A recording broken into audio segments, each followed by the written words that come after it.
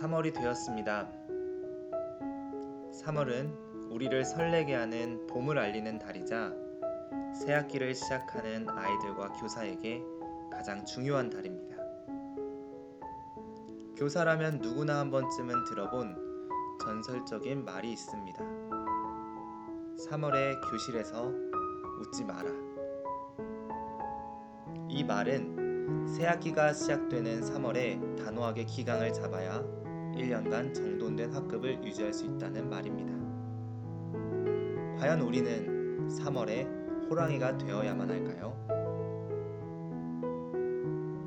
기본값 설정, Default Value라는 넛지를 통해 알아보도록 하겠습니다. 기본값 설정은 이용자가 값을 지정하지 않을 경우 자동으로 선택되는 기본값을 말합니다. 기본값 설정에는 어떤 의미가 담겨 있는지 다음 두 가지 예시를 통해 알아보겠습니다. 첫째 사례, 세상에서 사람들이 가장 많이 본 사진은 무엇일까요? 바로 누구나 한 번쯤은 보았을 이 언덕과 구름 사진입니다.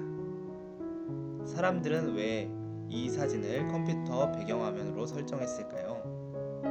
바로 기본으로 설정되어 있기 때문입니다. 그리고 사람들은 이 배경화면을 쭉 유지합니다.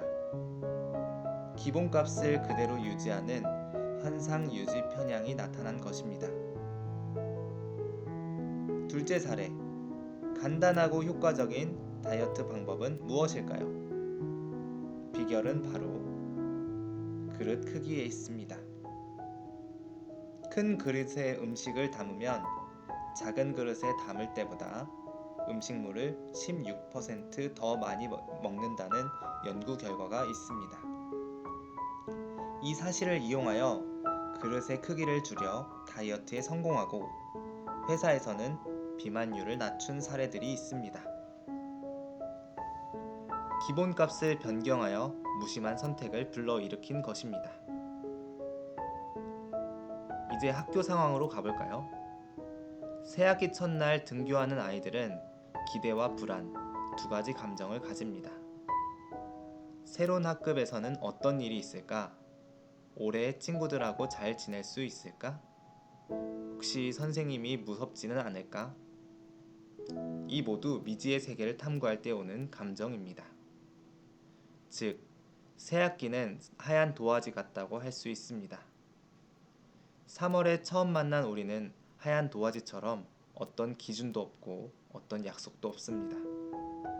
이때가 학급을 이끌어갈 밑그림을 그릴 절호의 기회가 됩니다. 처음 선생님이 학생들과 이야기하고 정한 것이 기본값이 됩니다. 학생들은 기본값이라는 밑그림 위에 저마다의 색깔로 1년을 채워갈 것입니다. 그러면 기본값 설정은 어떻게 해야 할까요? 1단계, 기본값을 무엇으로 할지 생각하기. 저학년의 경우 선생님이 정해도 좋고 고학년의 경우 학생들과 함께 정해도 좋습니다. 2단계, 기본값을 어떻게 지킬지 공유하기. 여기는 정확하게 공유하는 것이 중요합니다. 공유한 기본값을 시뮬레이션을 통해 직접 해보는 것이 좋습니다.